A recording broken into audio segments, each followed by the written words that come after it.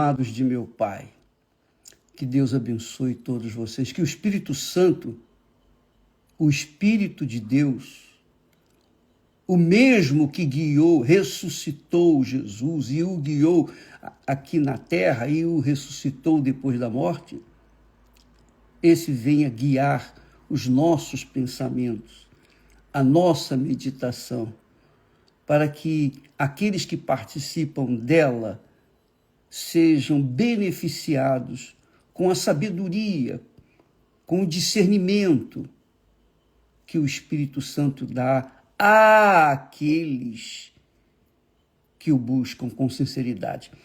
Nós falamos ontem a respeito de 2 Crônicas 32. Eu espero que vocês tenham lido esse texto, esse capítulo, que é muito importante, porque nos ensina muitas coisas, inclusive fala a respeito de Senaqueribe, o inimigo de Israel, o inimigo de Judá. Cercou Judá e estava pronto para possuir a cidade de Judá. Mas o rei Ezequias orou ao Senhor e o Senhor enviou um anjo que livrou o povo de Judá. E o rei Senaqueribe, que tinha humilhado os filhos de Judá, de Jerusalém, quando ele voltou para o seu país, para a Síria, ele foi morto, foi assassinado pelos próprios filhos, na casa do Deus deles. Isso é muito forte. Na casa do Deus que ele servia, os deuses de pau, de pedra, de metal, ele foi assassinado pelos próprios filhos. Quer dizer, Deus deu o troco para ele na hora certa. Porque não se brinca com Deus. Não se brinca com Deus. E o próprio Ezequias, o rei Ezequias, olha só, o rei Ezequias que foi exaltado. Aqui diz que ele foi exaltado. Deus o exaltou. Diz assim o texto: assim livrou o Senhor a Ezequias e aos moradores de Jerusalém da mão de Senaqueribe, rei da Assíria, e da mão de todos. E de todos os lados os guiou. E muitos traziam a Jerusalém presentes ao Senhor e coisas preciosíssimas a Ezequias, rei de Judá. De modo que depois disto foi exaltado perante os olhos de todas as nações. Quer dizer, Ezequias foi exaltado perante os olhos de todas as nações. Naqueles dias, Ezequias adoeceu mortalmente e orou ao Senhor, o qual lhe falou e lhe deu um sinal. Mas, presta atenção, você que diz assim: ô bispo, eu não sei o que está errado comigo. Eu não sei o que está errado comigo, porque eu faço tudo direitinho. Eu faço exatamente como eu sou ensinado a fazer na igreja. Eu sigo a palavra e a minha vida não desenrasca, está sempre enrolada. O que está errado? Eu não vivo no pecado, enfim. Você vai ver agora, presta atenção. Então, naqueles dias, Ezequias adoeceu mortalmente e orou ao Senhor, o qual lhe falou e lhe deu um sinal. Mas no versículo seguinte diz assim: mas não correspondeu Ezequias ao benefício que lhe fora feito, que Deus lhe havia feito. Olha só, mas não correspondeu Ezequias ao benefício que lhe fora feito, porque o seu coração se exaltou. O seu coração se exaltou. Por isso, veio grande ira sobre ele e sobre Judá, e Jerusalém. Você vê que Deus não deixa escapar de jeito nenhum. Muitas pessoas brincam com Deus e contam com a sua misericórdia. Ezequias experimentou o temor, mas depois deixou ser enganado pelo seu próprio coração. O seu coração se exaltou. E aí está o grande perigo dos que dizem ser de Deus, dos que falam e confessam Jesus como Salvador, etc. Mas quando são abençoados, quando conquistam uma vitória gloriosa, o que acontece? Exalta o coração.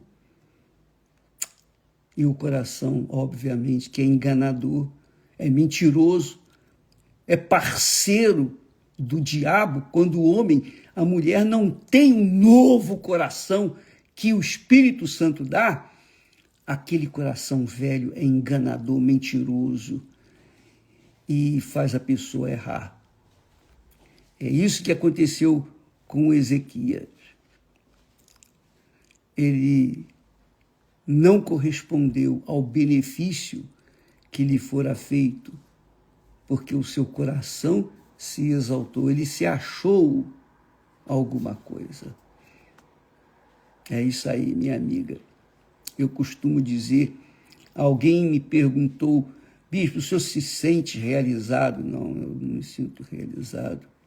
Não, o senhor se sente assim, em outras palavras, exaltado? E eu respondi da seguinte forma: eu me considero o estrume do cavalo do bandido. Nada. E graças a Deus por isso. Graças a Deus por isso. Graças a Deus pelas minhas fraquezas. Graças a Deus pelo que eu tenho sido. Porque se Deus me exaltar e eu achar, e eu encontrar no meu coração exaltação, eu estou irremediavelmente perdido. É como o pecado contra o Espírito Santo, é como o blasfemar do Espírito Santo. Eu penso assim, pelo menos eu creio assim, e eu passo para vocês o que eu penso, o que eu creio. A verdade é que, amiga e amigo, diante do Altíssimo, nós não somos nada, zero. E isso só fica patente, claro, evidente, quando chega a morte. Quando a morte se aproxima, a pessoa fica desesperada, porque vai para um lugar que ela não sabe para onde vai. Ela não sabe para onde vai a sua alma. É claro que quando a pessoa, no caso como eu, que tenho a certeza, eu tenho a certeza para onde vai a minha alma, eu gostaria que ela fosse já, hoje mesmo, para que não vivesse, continuasse vivendo nesta porcaria de mundo, nesse lixo de mundo que vivemos, esse lixo de vaidade, de concupiscência, de orgulho, de prepotência, de achar isso, achar aquilo. Esse mundo é uma podridão, é um inferno, é o reino deste mundo. E só quem entra no reino de Deus, quem toma posse do reino de Deus, tem o privilégio de ter a certeza absoluta, sem qualquer dúvida, não tem a mínima dúvida, é 100% de certeza. Por quê? Porque o próprio Pai, o Deus Pai, testifica com o nosso espírito. É o que o Espírito Santo faz com a gente. Ele testifica que somos filhos dele e nos dá certeza para onde nós vamos. Aleluia, graças a Deus. Quisera eu ter palavras para levar para para o mundo essa fé, mas eu não consigo. Mas o que eu tenho, eu passo para vocês. Está aqui escrito, está aqui definido. Aquele que blasfemar contra o Espírito Santo nunca obterá perdão. Nós respondemos isso ontem e ainda há pessoas que têm dúvida com respeito. Quando uma pessoa blasfema contra o Espírito Santo, ela cai num estado de frieza total. Ela cai num estado de apatia completa. Ela não sente mais nada em relação à fé, em relação a Deus. Ela é completamente anulada espiritualmente. Porque ela pecou contra o Espírito Santo. Porque é o Espírito Santo quem nos dá a certeza, que nos dá a fé, que nos dá a coragem. É o Espírito Santo que nos dá o arrependimento. É o que está escrito, que é Deus, na pessoa do Espírito Santo, quem opera em nós tanto querer como o realizar. De forma que, quando nós queremos fazer ou fazemos o bem para alguém, se o fizermos, é claro, é óbvio que foi obra do Espírito Santo, não foi obra da bondade do coração, não. É o Espírito Santo, minha amiga e meu amigo. E se a pessoa peca contra o Espírito Santo, blasfema, e blasfemar é falar, é confessar audivelmente contra ele. Então, essa pessoa cai no estado de não ter mais jeito. Ela já está julgada, ela se julgou, ela já se condenou. Não tem mais o que fazer. Ela está perdida. A alma dela está perdida. Não tem mais solução. Agora, é claro, quando a pessoa pensa que blasfemou, mas ela tem aquele sentimento de remorso, ou de arrependimento, ou de não querer fazer mais aquilo, isso é o Espírito Santo. Quer dizer, ele não faria isso se a pessoa tivesse blasfemado contra ele. Então, por favor, amiga e amigo, não fique em dúvida. O diabo trabalha com a dúvida. O diabo trabalha com a dúvida, com a mentira. Quem vive na mentira, presta atenção, quem vive na mentira é servo da mentira, é servo do engano, é servo do seu coração enganoso. Quem vive na mentira vive no medo, vive com medo, vive sem condições de viver, mas vive, vegeta, porque o diabo, a mentira, leva as pessoas a ter medo. É claro, pessoa que mente tem medo. Medo de quê? Medo das mentiras que ela falou. Medo do que ela fez e escondeu. Fez de errado e escondeu. Então, amiga e amigo, por outro lado, quem vive na verdade, vive na segurança, porque vive com a vida tranquila. Por exemplo, eu falo por mim, não posso falar por mais ninguém, eu tenho a minha consciência absolutamente tranquila, absolutamente em paz com Deus. E isso me dá força, isso me dá coragem, isso me dá intrepidez, isso me faz confessar, nós vamos arrebentar. Nós vamos arrebentar. Porque o que arrebenta está dentro da gente. É uma convicção pessoal. E ninguém precisa chegar e tentar me consolar. Ah, olha, ô bispo, Deus é contigo. Nada disso. Eu sei que Deus é comigo.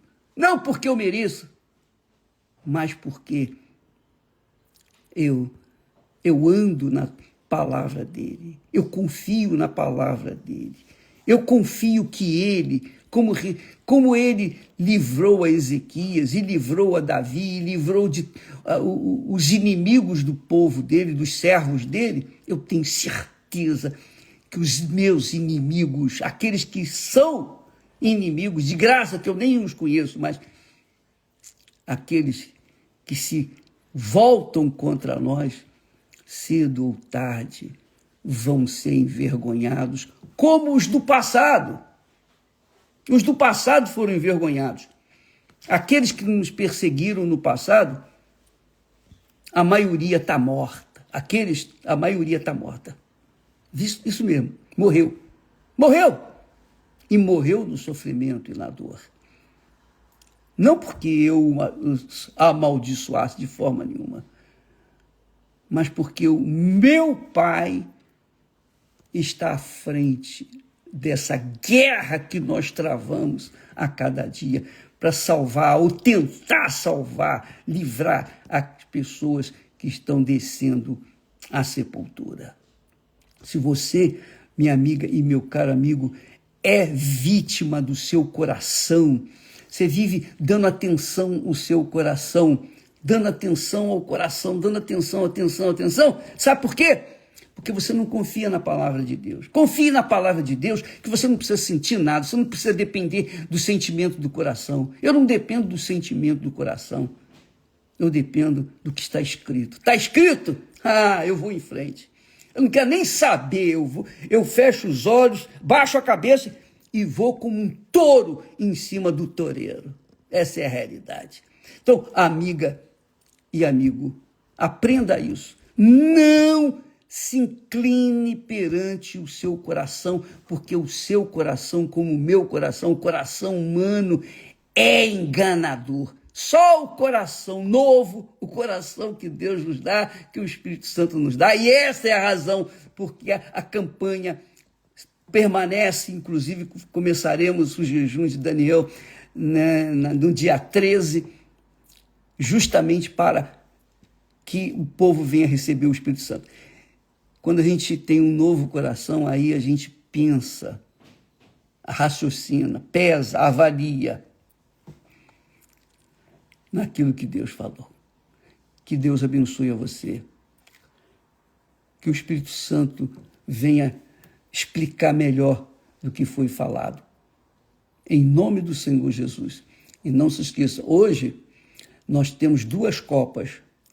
A Copa do Mundo e a Copa do Cálice que o Senhor Jesus oferece no sangue dele.